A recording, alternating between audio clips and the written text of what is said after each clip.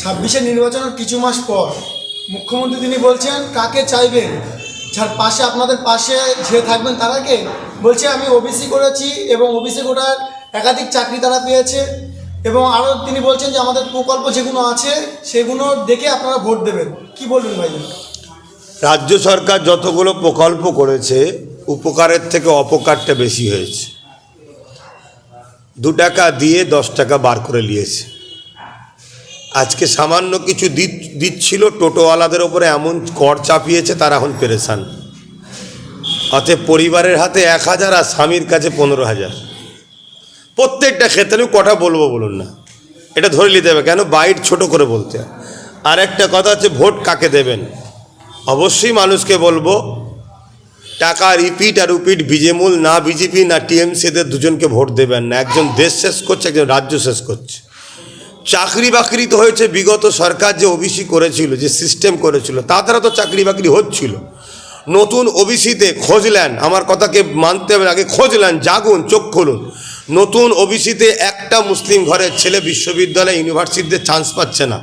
নতুন ওবিসি কোটাতে মুসলমানের ছেলেরা চাকরি পাচ্ছে না। নতুন ওবিসি কোটাতে কোনো পদে মুসলমানদের ছেলেরা আর যেতে পারছে না। আরএসএসকে খুশি করার জন্য রাজ্য সরকার নতুন ওবিসি করে মুসলিম সম্প্রদায়ের পুরো ডাইরেক্ট তাদেরকে হত্যা করার মতো পাপ করেছে। অতএব এই প্রতারক, এই ধোঁকাবাজ, বিশ্বাসঘাতক সরকার, এই যে সরকার আরএসএসের হিসাবে চলছে, আর কেন্দ্রে যে সরকার সেও আরএসএসের হিসাবে চলছে, এরা দুজন যেভাবে দেশকে শেষ করছে মানুষকে, আমিও বলবো সামনে 26-এ ভোট আসছে, টাকা রিপিট আর রিপিট, দিদি মুদির লোকেরা বলে ডাইরেক্ট হয় বিজেপি না হয় টিএমসি, বাকি কেউ নেই। আর টিএমসির লোকেরাও অনেকে বলে ডাইরেক্ট হয় টিএমসিকে ভোট দাও, যে না দাও বিজেপিকে দাও, অন্য কাউকে দিও না। তার মানে কি একই পরিবারের এরা ভাই বোন। এ জিতে থাকলেও সে আরএসএসের লাভ, আর ও আসলেও আরএসএসের লাভ। তাই আমরা দুজন ছাড়া অন্য কাউকে দিও না। তাই আমি একজন নাগরিক হিসেবে জনগণকে বলবো এই দুজন ছাড়া বাকি যাকে খুশি ভোট দেন।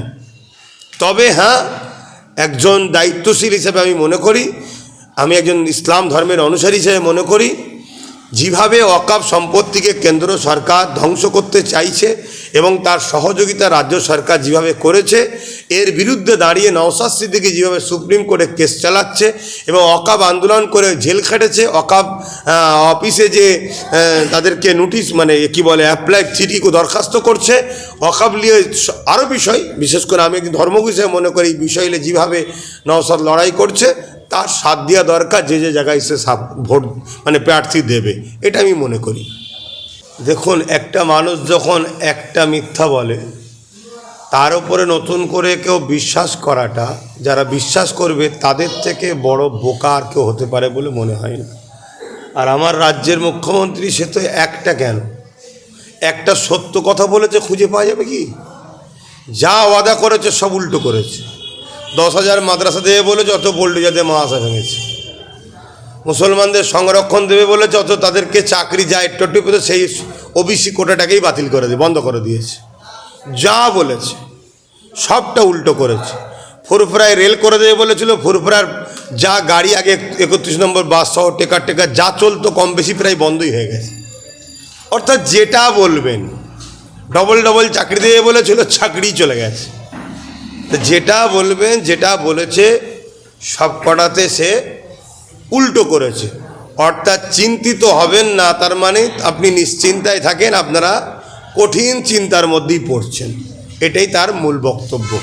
অতএব এই বিশ্বাসঘাতক প্রতারণাকারী এই মুখ্যমন্ত্রীর ওপরে নতুন করে কেউ যদি ভরসা বিশ্বাস করে তার থেকে বড় বোকা কেউ হবে না। যেভাবে কেন্দ্র সরকার পুরো দেশবাসীকে ধ্বংস করছে, রাজ্য সরকার আমার রাজ্যের মানুষকে ধ্বংস করছে।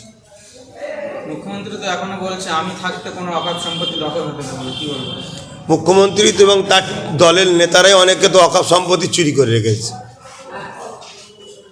দলের মধ্যেই অনেকে প্রায় 75,000 বিঘে সম্পদ টিএমসি সরকার দখল করে তার আমলা চামলারা দখল করে ছেড়ে খাচ্ছে। একটা নমুনা বলছি, পীর আব্বাস আলী গোরাচাঁদ রহমতুল্লাহ আলাইহি হারোয়াই জেনে মাজার আছে, তিনার 900 বিঘের ওপরে জমি ছিল। সেই জমির মাত্র এখন 2.5 বিঘে আছে কি সন্দেহ আছে, বাকি সব জায়গা এই রাজ্য সরকার তার আমলা চামলারা চুরি করে খাচ্ছে, এরাই তো দখল করে বসে আছে। অতএব এগুলো বললাম তো প্রথমেই যে এরা যা বলে শুধুমাত্র মানুষকে ধোঁকা দেওয়া, মানুষের সঙ্গে প্রতারণা করা, মিথ্যাচার করে মানুষের ভোট নেবে, মানুষকে কৃতদাসদাসী বানাবে, এই পরিকল্পনা করছে। তো এই জায়গা থেকে যদি মানুষ সজাগ না হয়, মানুষ আরও বিপদের মধ্যে পড়বে। এখন গলা পর্যন্ত পুঁতে গেছে, এখন তবুও যদি বিশ্বাস করে, চিৎকার চেঁচামেচি করে উঠার কেউ তোলার জন্য আগিয়ে আসবে। কাল যদি এখনও যদি না জাগে, কালকে পুরো মাথা পর্যন্ত ডুবিয়ে দেবে, আর কেউ দেখার থাকবে না।